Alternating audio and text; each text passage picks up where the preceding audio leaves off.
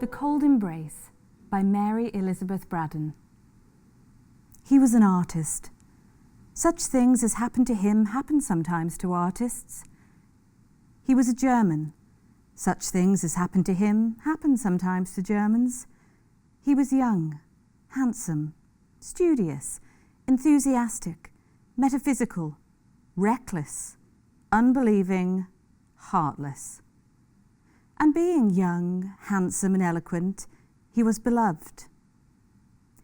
He was an orphan, under the guardianship of his dead father's brother, his uncle Wilhelm, in whose house he had been brought up from a little child, and she who loved him was his cousin Gertrude, whom he swore he loved in return. Did he love her? Yes, when he first swore it. It soon wore out, this passionate love. How threadbare and wretched a sentiment it became at last in the selfish heart of the student.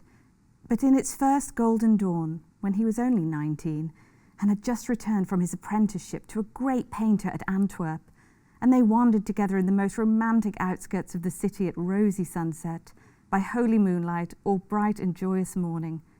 How beautiful a dream! They kept it a secret from Wilhelm, and he has the father's ambition of a wealthy suitor for his only child, a cold and dreary vision beside the lover's dream. So they are betrothed, and standing side by side when the dying sun and the pale rising moon divide the heavens, he puts the betrothal ring upon her finger, the white and taper finger whose slender shape he knows so well. This ring is a peculiar one, a massive golden serpent, its tail in its mouth, the symbol of eternity. It had been his mother's, and he would know it amongst 1,000. If he were to become blind tomorrow, he could select it from amongst 1,000 by the touch alone. He places it on her finger, and they swear to be true to each other forever and ever, through trouble and danger, in sorrow and change, in wealth or poverty. Her father must needs be one to consent to their union by and by, for they were now betrothed, and death alone could part them. But the young student, the scoffer at revelation, yet the enthusiastic adorer of the mystical, asks, "Can death part us? I would return to you from the grave, Gertrude. My soul would come back to be near my love, and you, if you died before me, the cold earth would not hold you from me. If you loved me, you would return, and again these fair arms would be clasped around my neck as they are now." But she told him, with a holier light in her deep blue eyes than had ever shone in his, she told him that the dead who die at peace with God are happy in heaven and cannot return to the troubled earth, and that it is only the suicide, the lost wretch on whom sorrowful angels shut the door of paradise, whose unholy spirit haunts the footsteps of the living. The first year of their betrothal is past, and she is alone, for he has gone to Italy, on a commission for some rich man to copy Raphael's, Titian's, Guido's, in a gallery at Florence. He has gone to win fame, perhaps, but it is not the less bitter. He is gone. Of course her father misses his young nephew, who has been as a son to him, and he thinks his daughter's sadness no more than a cousin should feel for a cousin's absence. In the meantime, the weeks and months pass. The lover writes, often at first, then seldom. At last, not at all. How many excuses she invents for him. How many times she goes to the distant little post office to which he is to address his letters. How many times she hopes, only to be disappointed. How many times she despairs, only to hope again. But real despair comes at last, and will not be put off any more. The rich suitor appears on the scene, and her father is determined. She is to marry at once. The wedding day is fixed, the 15th of June. The date seems burnt into her brain. The date, written in fire, dances forever before her eyes. The date, shrieked by the Furies, sounds continually in her ears. But there is time yet.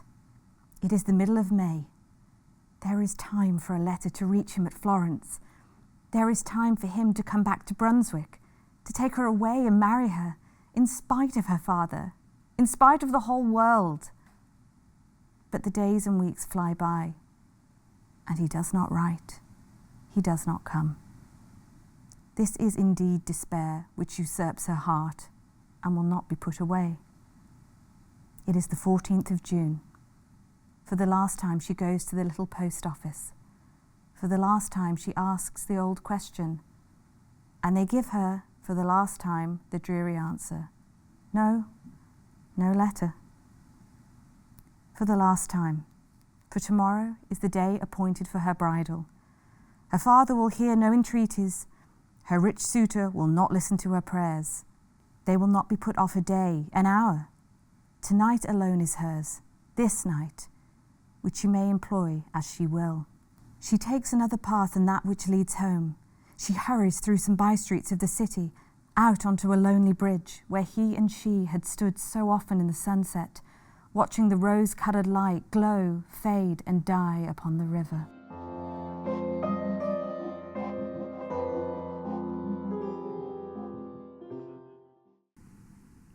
He returns from Florence. He had received her letter. That letter, blotted with tears, entreating, despairing. He had received it, but he loved her no longer. A young Florentine who had sat to him for a model had bewitched his fancy, that fancy which with him stood in place of a heart, and Gertrude had been half forgotten. If she had a rich suitor, good, let her marry him. Better for her, better far for himself. He had no wish to fetter himself with a wife. Had he not his art always, his eternal bride, his unchanging mistress? Thus he thought it wiser to delay his journey to Brunswick, so that he should arrive when the wedding was over, arrive in time to salute the bride. And the vows, the mystical fancies, the belief in his return, even after death, to the embrace of his beloved, gone out of his life, melted away forever, those foolish dreams of his boyhood. So on the 15th of June he enters Brunswick, by that very bridge on which she stood, the stars looking down on her the night before. He strolls across the bridge and down by the water's edge, a great rough dog at his heels, and the smoke from his short pipe curling in blue wreaths fantastically in the pure morning air. He has his sketchbook under his arm and, attracted now and then by some object that catches his artist's eye, stops to draw. A few weeds and a pebble on the river's brink, a crag on the opposite shore, a group of pollard willows in the distance. When he is done, he admires his drawing, shuts his sketchbook, empties the ashes from his pipe, refills from his tobacco pouch, sings the refrain of a gay drinking song, calls to his dog, smokes again and walks on. Suddenly he opens his sketchbook again. This time that which attracts him is a group of figures. But what is it? It is not a funeral, for there are no mourners. It is not a funeral, but it is a corpse lying on a rude bier, covered in an old sail, carried between two bearers. It is not a funeral, for the bearers are fishermen in their everyday garb. About 100 yards from him they rest their burden on a bank. One stands at the head of the bier, the other throws himself down at the foot of it, and thus they form a perfect group. He walks back 2 or 3 paces, selects his point of sight, and begins to sketch a hurried outline. He has finished it before they move. He hears their voices, though he cannot hear their words, and wonders what they are talking of. Presently he walks on and joins them. "You have a corpse there, my friends?" he says. "Yes, a corpse washed ashore an hour ago." "Drowned?" "Yes, drowned. A young girl, very handsome." "Suicides are always handsome," says the painter. And then he stands for a little while, idly smoking and meditating, looking at the sharp outline of the corpse and the stiff folds of the rough canvas covering. Life is such a golden holiday for him. Young, ambitious, clever, that it seems as though sorrow and death could have no part in his destiny.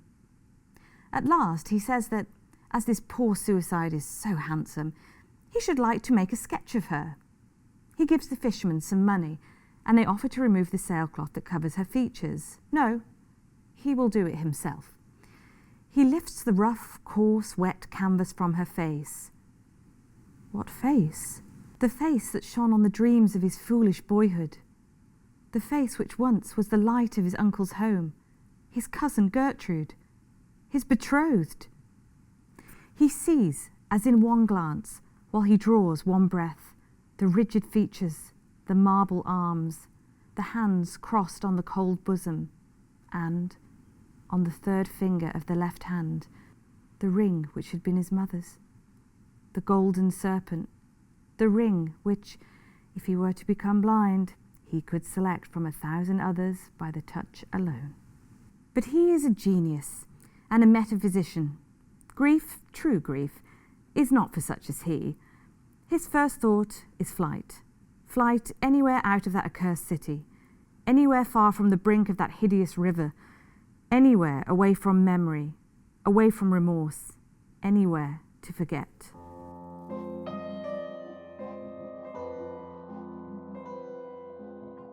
He is miles on the road that leads away from Brunswick before he knows he has walked a step.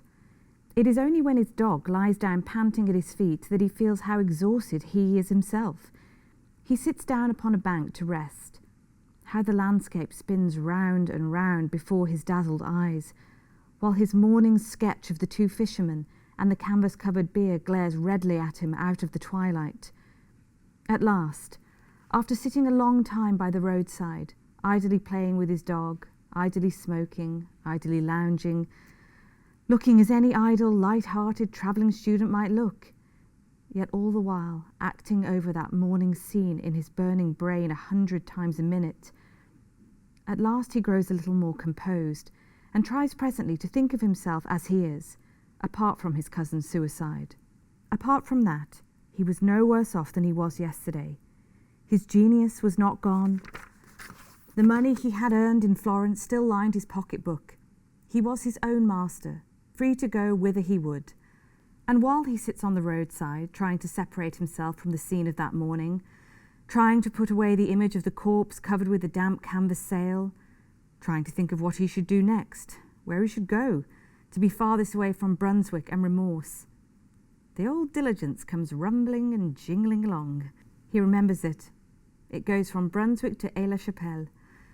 He whistles to his dog, shouts to the postilion to stop, and springs into the coupe. During the whole evening, through the long night, though he does not once close his eyes, he never speaks a word. But when morning dawns and the other passengers awake and begin to talk to each other, he joins in the conversation.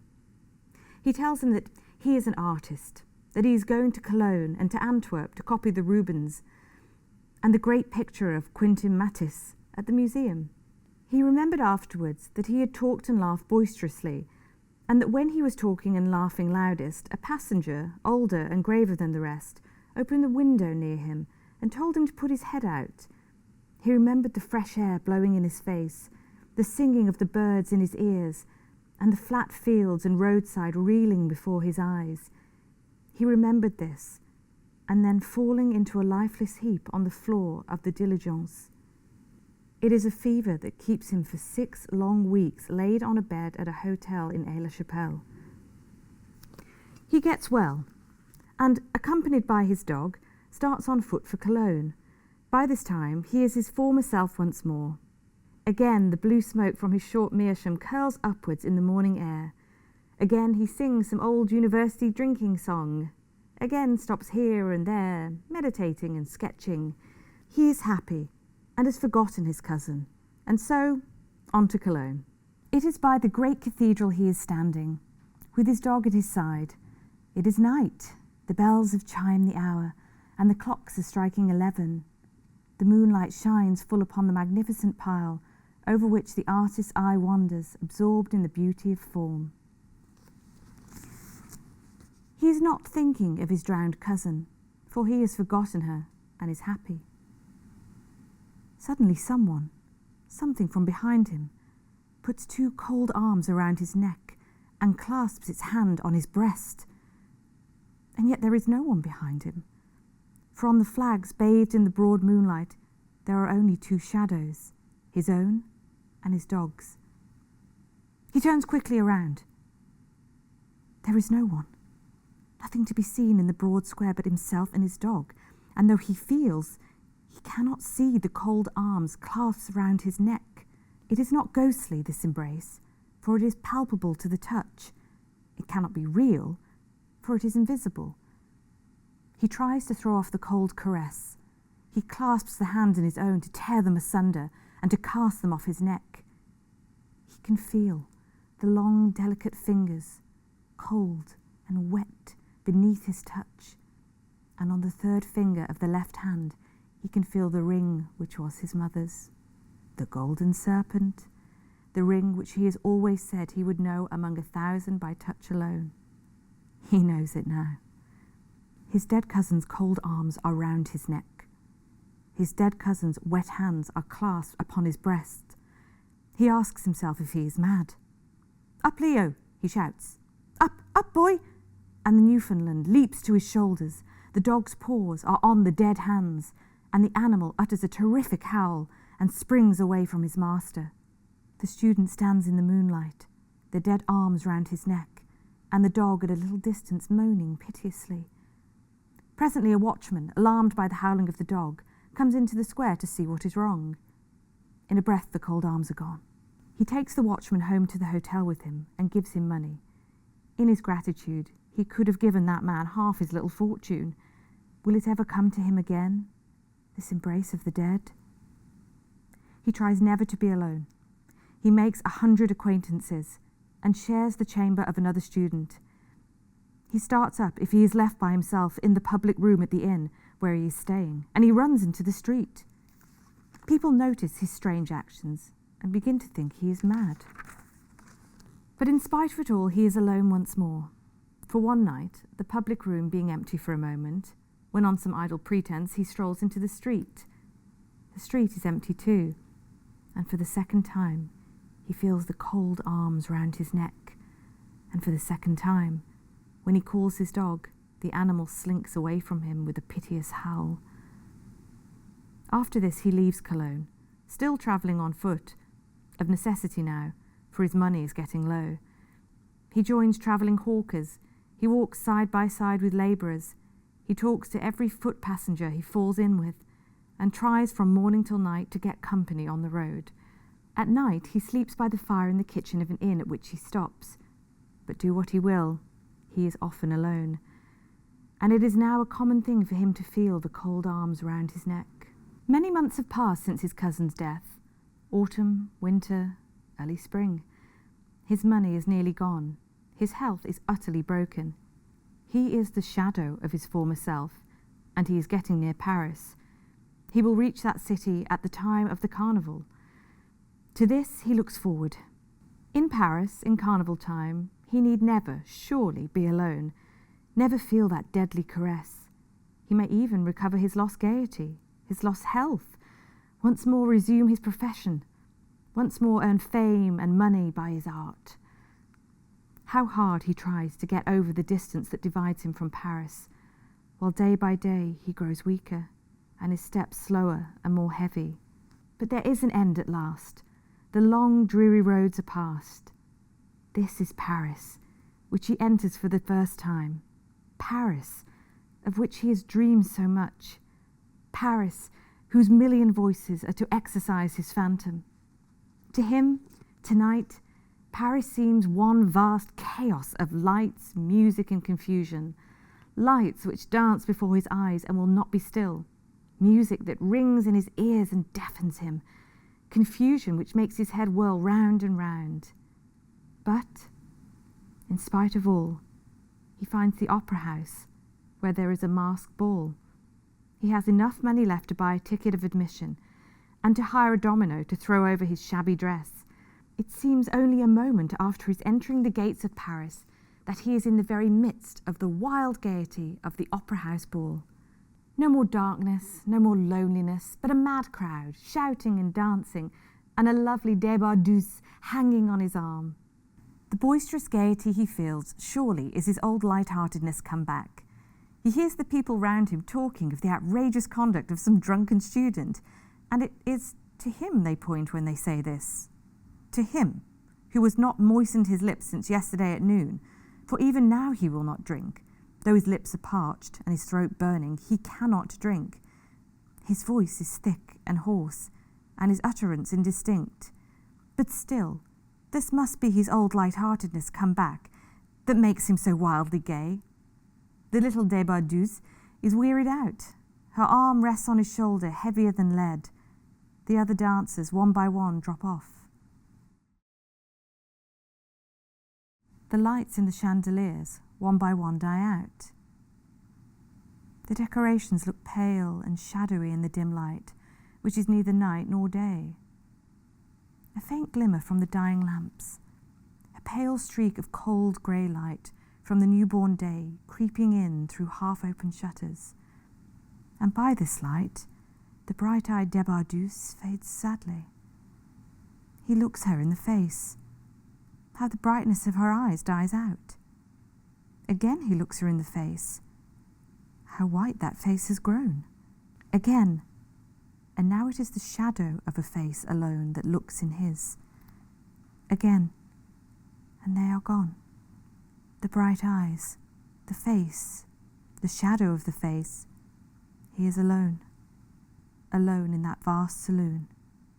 Alone, and, in the terrible silence, he hears the echoes of his own footsteps in that dismal dance which has no music. No music but the beating of his heart against his breast.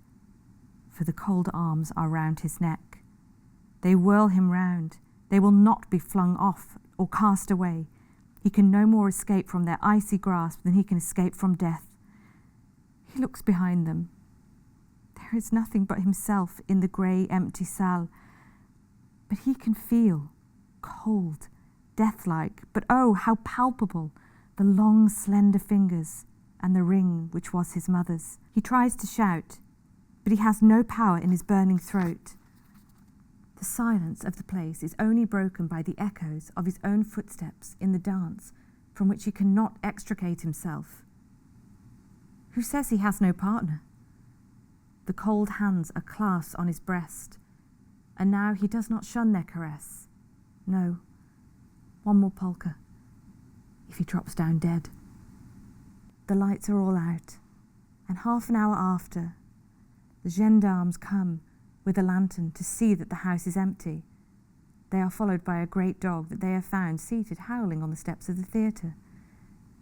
Near the principal entrance, they stumble over the body of a student who has died from want of food, exhaustion, and the breaking of a blood vessel.